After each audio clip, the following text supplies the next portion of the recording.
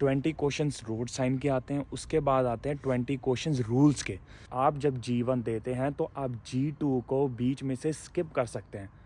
Hello guys, welcome back to the new vlog. I hope you guys are doing good. So guys, पिछली कुछ videos मैंने trucking के ऊपर बनाई थी एंड उन्हीं वीडियोस में से कुछ लोगों को ये डाउट था कि हम कार का लाइसेंस कनाडा में कैसे बना सकते हैं। सो आज इस वीडियो में आप बने रहिए मेरे साथ एंड तक एंड मैं आपको यही बताने वाला हूँ कि आप गाड़ी का लाइसेंस कैसे बना सकते हैं एंड कौन कौन से प्रोसीजर हैं। So let's start.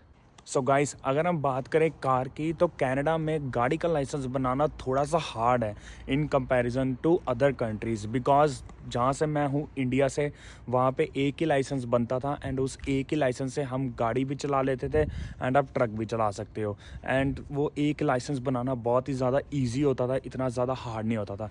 लेकिन यहाँ पे बहुत ज़्यादा डिफरेंस है इस चीज़ को लेके। वो इसलिए है बिकॉज़ यहाँ पर जो लाइसेंस बनता है वो 3 तरीके के लाइसेंस होते हैं। सबसे पहला आपका लाइसेंस बनता है G1, के बाद आप देते हैं G2 एंड फिर आप देते हैं G। सो ये 3 लाइसेंस आपको बनाने पड़ते हैं अगर आपने गाड़ी चलानी है तो। सो सबसे पहले हम बात करेंगे कि G1 लाइसेंस क्या है। सो दोस्तों, G1 लाइसेंस है knowledge test. So knowledge test में अब क्या क्या आता है। सो गाइस, नॉलेज टेस्ट में आता है सबसे पहले रोड साइन के क्वेश्चंस। मीन्स आपको राइट टर्न या लेफ़्ट टर्न, आपको जो साइंस आते हैं रोड पे, आपको वो पहचानने होते हैं कि ये कौन सा साइन है, इस साइन का क्या मतलब है। 20 क्वेश्चंस रोड साइन के आते हैं, उसके बाद आते हैं 20 क्वेश्चंस रूल्स के। मीन्स यहाँ पे कनाडा के बहुत सारे रूल्स होते हैं, ये आपको भी पता है एंड आपको हर एक रूल पता होना चाहिए। सो 20 क्वेश्चंस उसके आते हैं। टोटल मिला के हो जाते हैं 40 क्वेश्चंस एंड आप उन दोनों क्वेश्चनों में से मीन्स 20 में से आप 4 गलत कर सकते हैं। बाकी आपको 16 राइट करने हैं अगर आपको टेस्ट में पास होना है। थोड़ा सा मैं आपको रूल्स के बारे में बता देता हूँ। जो रूल्स के क्वेश्चन आते हैं वो ऐसे आते हैं कि अगर आप इतनी स्पीड पे जा रहे हो तो आपको कितने तक की टिकट मिल सकती है एंड आपके कितने डीमेरिट पॉइंट कट सकते हैं। सो ऐसा कुछ सिनेरियो होता है G1 में। फिर हम बात करते हैं G2 की। सो गाइस, G1 का सिनेरियो तो आप सबको समझ आ ही गया होगा एंड गाइस, जो G2 है वो होता है रोड टेस्ट। आप जब G1 पास कर जाते हैं फिर आप रोड टेस्ट के लिए एलिजिबल हो जाते हैं। पर G2 की थोड़ी सी रूल्स की कंडीशंस होती हैं कि G2 एक फुली लाइसेंस नहीं होता। जो फुली लाइसेंस होता है वो होता है G2 में आप सब कुछ चला सकते हैं, आप गाड़ी चला सकते हैं। बट G2 में एज का थोड़ा सा रूल सेट है। लाइक अगर आप 19 से नीचे के हैं तो आप G2 में रात 12 बजे से लेकर सुबह 6 बजे तक गाड़ी नहीं चला सकते। एंड वहीं अगर आप फुली लाइसेंस्ड हैं, जो कि आप अगर आपके पास G लाइसेंस है तो that's a fully licence and आप उस पर कहीं पे भी गाड़ी चला सकते हैं। वहीं पे अगर हम बात करें G2 की तो G2 में क्या है, G2 में आप कुछ हाईवेज़ पे नहीं जा सकते अगर आप 19 ईयर्स के हैं और अगर आप उससे नीचे के हैं। अगर आप 19 ईयर के ऊपर से हैं फिर आपका G2 ऑलमोस्ट G की तरह ही काम करता है। Means there is no such difference. बस जो डिफरेंस है वो ये आता है कि अगर आपने आगे जाके ट्रक का लाइसेंस बनाना है AZ, सो आप जितनी जल्दी अपना G लाइसेंस बना लें उतना ही ज़्यादा अच्छा है। एंड गाइस, अब हम बात करेंगे कि G2 और G के रोड टेस्ट में डिफरेंस क्या है। सो दोस्तों, ज़्यादा डिफरेंस नहीं है। जो G2 है एंड G है उस दोनों का ऑलमोस्ट टेस्ट सेम ही होता है। वो आपको बोलेंगे कि आप पैरेलल पार्किंग लगाओ, आपको बोलेंगे स्ट्रेट पार्किंग लगाओ, आपको बोलेंगे कि 3 पॉइंट टर्न करो। दोनों में आपको सेम ही चीज़ आपको बोलते हैं करने को। लेकिन जो सबसे मेन डिफरेंस है G2 और G के रोड टेस्ट में वो ये है कि G2 में वो आपको हाईवे पर नहीं लेके जाते एंड G में वो आपको हाईवे पर लेके जाते हैं।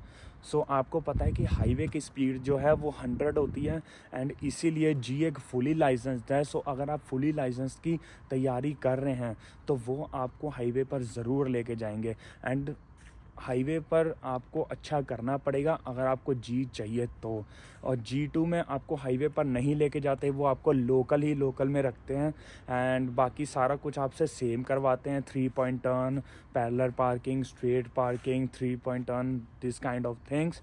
फिर अगर आप उन सब में पास हो जाते हैं सो वो आपको पास कर देते हैं। सो गाइस, इसी में आगे बात करते हुए बहुत लोगों ने मुझसे ये क्वेश्चन पूछा था कि अगर उनके पास बैक होम का एक्सपीरियंस है सो क्या उससे कुछ हेल्प हो सकती है, और अगर जिनके पास कोई एक्सपीरियंस नहीं है सो उनके लिए ये सिस्टम क्या है। सो मैं आपको इसके बारे में भी अब बताने वाला हूँ। जिनके पास पीछे 1 साल का एक्सपीरियंस है या उससे ज़्यादा का एक्सपीरियंस है उनको थोड़ा बहुत फ़ायदा मिलता है। वो ये कि आप जब G1 देते हैं तो आप G2 को बीच में से स्किप कर सकते हैं। जी हाँ, फिर आपको G2 के लिए 1 साल वेट नहीं करनी पड़ती। वैसे अगर आप रूल्स के हिसाब से देखें, जिनके पास कोई एक्सपीरियंस नहीं है सो उनको पहले G1 देना पड़ता है, फिर उनको 1 ईयर वेट करना पड़ता है G2 के लिए, एंड फिर G2 के बाद उनको 1 ईयर वेट करना पड़ता है G के लिए। लेकिन अगर आपका 1 साल का एक्सपीरियंस है तो आप G1 के बाद सीधा G2 दे सकते हैं, आपको वेट नहीं करना पड़ेगा। एंड अगर आपके पास 2 या 3 साल का एक्सपीरियंस है तो आप G1 के बाद सीधा G भी दे सकते हैं। सो ये जो है ये सबसे बड़ा बेनिफिट है अगर आपके पास आपकी होम कंट्री का एक्सपीरियंस है तो। सो अगर आप कनाडा में आने का सोच रहे हैं एंड यहाँ पे लाइसेंस बनाने का सोच रहे हैं सो मैं आपको ये रिकमेंड करूँगा कि आप अपनी होम कंट्री से लाइसेंस ज़रूर लेके आएँ, अपना ड्राइवर एब्स्ट्रैक्ट निकलवा के ज़रूर लेके आएँ, जिसमें आपकी सारी की सारी हिस्ट्री लिखी होती है एंड आपका वो यहाँ पे बहुत ज़्यादा बेनिफिट होने वाला है आपको उससे। एंड दोस्तों, एक्सपीरियंस का बेनिफिट ये भी है कि अगर आप बीच में से स्किप करके जल्दी से G बना लेंगे सो G के बाद आप AZ लाइसेंस बना सकते हैं जो कि ट्रक का लाइसेंस है। सो जितनी अगर आपके पास कोई एक्सपीरियंस नहीं है सो आपको उतना ही ज़्यादा टाइम लगेगा। पहले आपको G1 देना पड़ेगा, फिर साल रुक के G2 देना पड़ेगा, फिर साल रुक के G देना पड़ेगा। आपके 3-4 साल तो यही हो जाएंगे। उसके बाद आप एयर ब्रेक्स देंगे, उसके बाद आप AZ देंगे। सो अगर किसी का ट्रकिंग में आने का सपना है एंड वो जल्दी से लाइसेंस बनाना चाहता है सो वो इस चीज़ को पूरा का पूरा ध्यान में रखें कि आपके पास पुराना एक्सपीरियंस होना चाहिए, नहीं तो आपको बहुत ज़्यादा टाइम लग जाएगा यहाँ पे लाइसेंस बनाने के लिए। सो इस चीज़ को सोच कर एंड समझ कर यहाँ पे कनाडा में आएँ। आई होप आप सबको मेरी ये वीडियो बहुत ही ज़्यादा पसंद आई होगी एंड आपको अभी भी अगर कुछ भी डाउट है G1, G2 या G के रिलेटेड सो आप कमेंट्स में अपना क्वेश्चन ज़रूर पूछ सकते हैं एंड मैं उसका आंसर आपको ज़रूर दूंगा। सो दोस्तों, अब मिलते हैं आपको नेक्स्ट वीडियो में। तब तक के लिए please like and subscribe my channel and good bye, take care.